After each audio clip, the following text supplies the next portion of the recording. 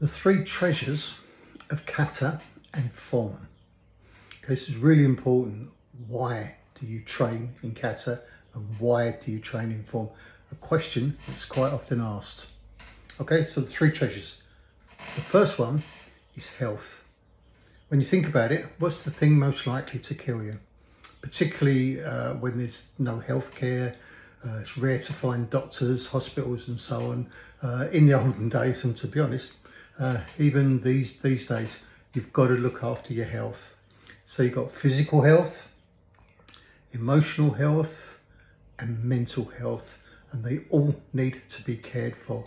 And if you do Kata or form well, you're always addressing all three all of the time. So physical, we're talking about posture, deep breathing, free flow of energy through the body, maintaining and invigorating it, the calming down through the posture and deep breathing to calm down the body, calm down the emotions, and eventually calm down the mind. So in effect, when you're doing Kata or form, you're training mindfully. The second one is skill. So to defend yourself is normally just basic moves and exercises. So when people say, you know, in self-defense, you don't need to do anything too complicated, they're pretty right. But by improving your skill level with more complex and complicated moves, so, you know, you've got jumping up to dropping down to short spins to long spins. And then you can split the body down into halves as well. So one side of the body is doing one job and the other side is doing the other job. So you've got a coordination of brain and body there as well.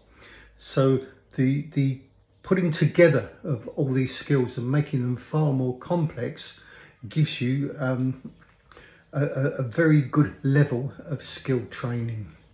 They're also a way, when you look at Kata and forms, you've got ones that are just exercises, or they're training one specific thing or two or three specific things, and then you've got the others that are a whole condensed training system.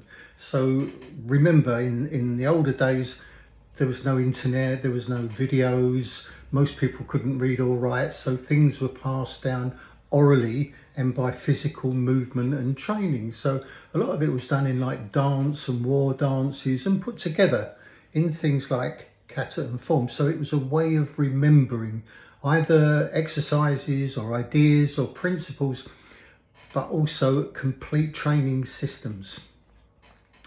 The third one is self-defense. And as I said earlier, you know, self-defense moves are pretty basic. So you've got almost like a knot of skills that are incorporated into Kata and form that you've got to unravel. And actually, every single millimetre of movement, I mean, when you first learn katas or forms, you learn it like joining up dot to dot, don't you? Like those drawings where you join up the dots. So each position is not necessarily the technique. Then you've got to join the dots up. Then you colour in, and then eventually you produce like an oil painting. The same applies here. So every millimetre of movement, you can probably give quite a bit of application to. So don't forget, you know, you've got striking, blocking, locking, kicking, strangling, choking, poking, gouging, stopping blood flow, stopping neurological flow, stopping air flow. So there's a lot of techniques. And the idea is, when you're doing a form, if you're attacked at any time, at any angle, you should be in a position to be able to repulse the attack. So application is, you can break it down. There's so many types of applications. And as I said earlier, you can split a kata or a form down the middle, particularly Japanese kata. And a lot of people look at kata and go, these are crazy. All you're doing is going like avoid, block, block, block, block, block. But there's a reason for that. And that is, if anyone was watching, that's what it looks like. But actually, you look at those katas and all you've got to do is, from the side that you're leaning away and the side that you're blocking, just turn the head, and suddenly you've got all the dangerous attack techniques on the other side. So whilst one side of the body you're evading and blocking, the other side of the body you're trapping with your legs, you're striking, elbows, forearms, fists, headbutts, shoulder strokes. So you wouldn't know unless you knew you turn your head. So for somebody watching, they wouldn't realise what it is that you're actually training. And a lot of those moves on the other side of the kata are very, very dangerous attacking moves.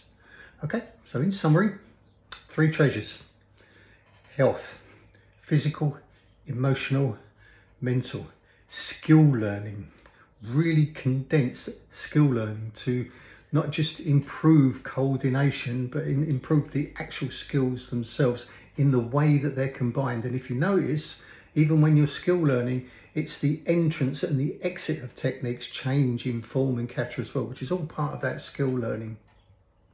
And finally, boxing or self-defense. So you've got medical, skill, and boxing, the 3 treasures.